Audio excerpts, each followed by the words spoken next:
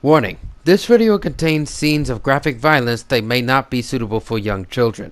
Viewer discretion is advised.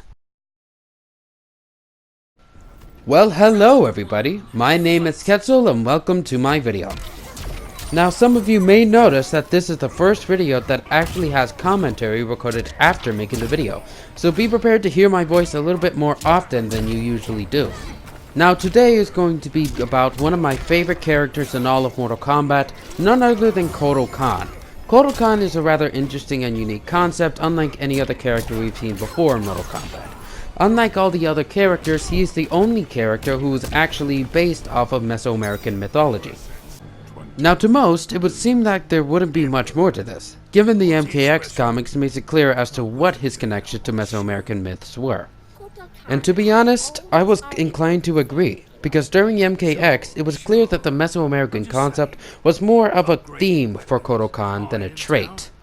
However, that all changed during MK11, where not only was his connection to Mesoamerica more clear, but there was also a rather deep connection to one unique myth in particular. And that is what we are going to talk about today.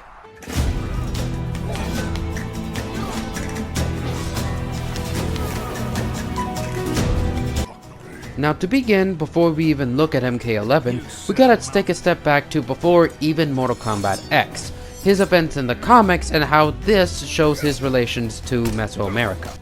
After Shao Kahn conquered the realm of the Aztecs, Prince Kotal was sent onto the tribute of realm walking. Upon such, he stumbled across some Mesoamerican people in the Amazon forest. After saving these people from the Spanish conquistadors, he was given the new title as the Mayan god Buluk. This brings us to our first issue regarding Kotal Kahn and his Mesoamerican past. Despite the fact that Buluk was an actual god that the Mayans worshipped, the Mayans were in fact not around by the time the Spanish conquistadors arrived. It is also stated that the Mayans grew sick and died because they drank the conquistadors' blood. This is important because this is where we can tell that Kotal Kahn is not based off of Mayans, but instead he is based off of the Aztec. Not only was the Aztec civilization around by the time the Spanish came, but they were also defeated because they grew sick from all the illnesses the Europeans brought. To further prove the fact that Kotal has more in relations to the Aztec than the Mayans, let's take a second and look at his variations during MKX. Kotal Kahn's variations are Blood God, Sun God, and War God. This is actually very important to note because in reality, Buluk, the Mayan god, only represents war and death. He does not represent the sun or blood. However, the Aztecs' main god in their pantheon is known for representing all three of those things. So let us start talking about his connection to Aztec gods. Now, when it comes to Kotal Kahn's connections towards the Aztec mythology, you're going to see a much clearer line between both Kotal Kahn and their gods. To start things off, we have probably one of the most famous gods of Aztec mythology, none other than Huitzilopochtli. Huitzilopochtli was probably the most important god in the Aztec pantheon. The Aztecs created several myths surrounding Huitzilopochtli that also went about the origins of their earth. He had full power over the sun, and he could even gain strength from blood sacrifices the Aztec made. These powers are resembled through Kotal Kahn's own moveset. However, surprisingly enough, Kotal Kahn's abilities don't stop there. We also see another ability that doesn't resemble Kotal Kahn, but instead resembles a different Aztec god. Which brings us to our next subject, Tezcatlipoca, the god of night, memory, discord, and the jaguar. Kotal Kahn's jaguar ability is actually a very big thing, because it means that he actually has relation to more than one sun god in Aztec mythology. Now, in regards to abilities, those are the only two connections. But if we were to look at his story, you will see a new connection to not one, but two separate gods. Let us begin discussing about Tlaloc and Xaltzihuitlihue, also translated as She of the Jade Skirt.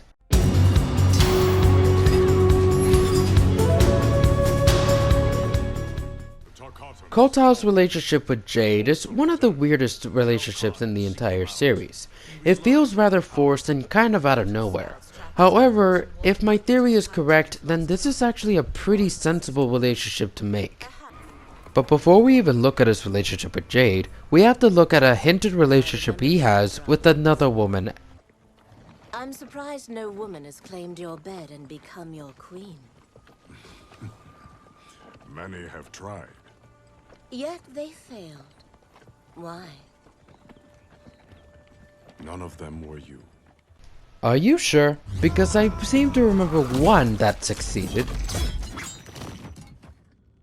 You will bleed for your betrayal, Devora. Now one could argue that Kotal and Devora didn't have a romantic relationship, but the connections between the two are too big to ignore. Just listen to this dialogue between the two. It further enforces the idea that they had some romantic relationship. Did you tell Jade about us? There is nothing to tell, Devora. Such deception, Kotal. Now as surprising as this is, this also fits another Aztec god.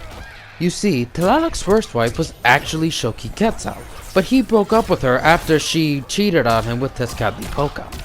He later remarries with Xauxutlicue, who then takes his place as the next sun god.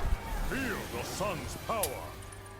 So this means that Kotal's relationship with Devora and Jade actually makes sense if he is supposed to have connections with all sun gods in Aztec mythology. But that leaves the question as to just what does his connections with the sun gods mean? Which brings us to the final conclusion of our video.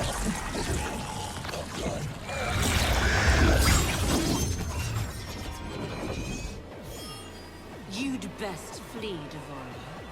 Kotal is mine.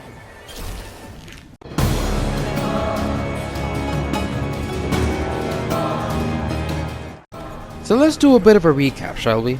Huitzilopochtli and Tezcatlipoca are represented through his abilities.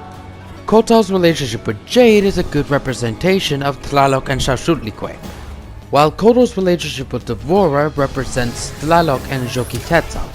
That's a total of 4 Aztec sun gods that we've been able to connect to Kotal Kahn. However, in order to complete this puzzle, we are going to need one more. Quetzalcoatl, arguably the most iconic god of all Mesoamerican history. Originally, I wasn't entirely sure as to what Quetzalcoatl's purpose was. However, taking a step back and looking at what I said earlier in the video, I think I know precisely where he's represented. You see, for reasons that technically vary based on which myth you're listening to, Quetzalcoatl was ashamed and he was sent into self-exile. It was prophesied by the Mayans that Quetzalcoatl will return. However, the Aztecs actually mistook the Spanish conquistador Cortez for Quetzalcoatl. This mistake led to their leader Montezuma being captured by the Spanish and being held for ransom. Maybe Kotal Kahn was mistaken for Quetzalcoatl in this situation, and when they saw him kill the Spanish, their beliefs of him being the gods was further enforced.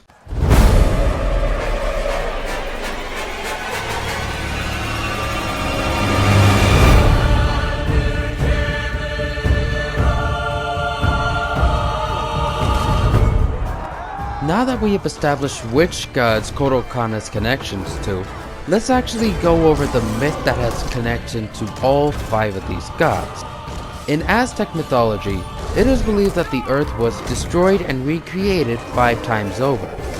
And in each world, a different god governed the sun. The first god was Tezcatlipoca. However, after Quetzalcoatl deceived him, he was so enraged that he sent jaguars down on the heavens to kill all humanity. The second god was Quetzalcoatl. However, he grew enraged when Tezcatlipoca turned all humanity into monkeys, so he killed them all. The third son was Tlaloc. However, he grew enraged when he found out that Tezcatlipoca cheated with his wife. Xauxutlicue became the 4th sun god. However, after being falsely accused by Tezcatlipoca, she grew sorrow and cried blood, killing humans once more. Which brings us to Huitzilopochtli, who acts as the current sun god of modern day. At this point in time, it's safe to say that Kotal Kahn's story was heavily inspired by the Five Sons, even if it doesn't directly follow it. However, as interesting as it may seem for Kotal Kahn to have connections to the Five Sons, this might actually mean that his story has come to an end.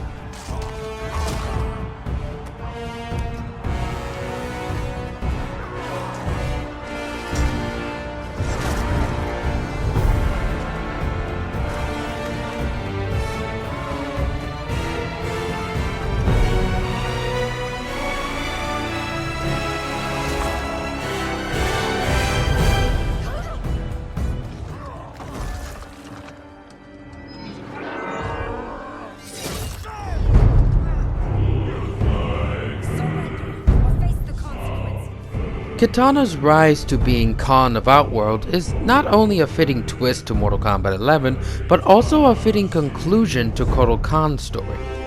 Kotal Kahn's past has been filled with constant suffering and tragedy. The death of his father, the Aztecs, and with MK11, the breaking of his spine. It reached a point where, despite all of his fulfillments, has been followed with such turmoil and conflict. It was hard to tell what would actually happen to him next, which is why it's time for him to relinquish his throne to a more fitting leader. So instead of seeing Kitana as Kotal Kahn's replacement, I've decided to see her more as a sixth son in Kotal Kahn's story. Kotal's time under the sun has come to a close, and with that close comes a new dawn with Kitana.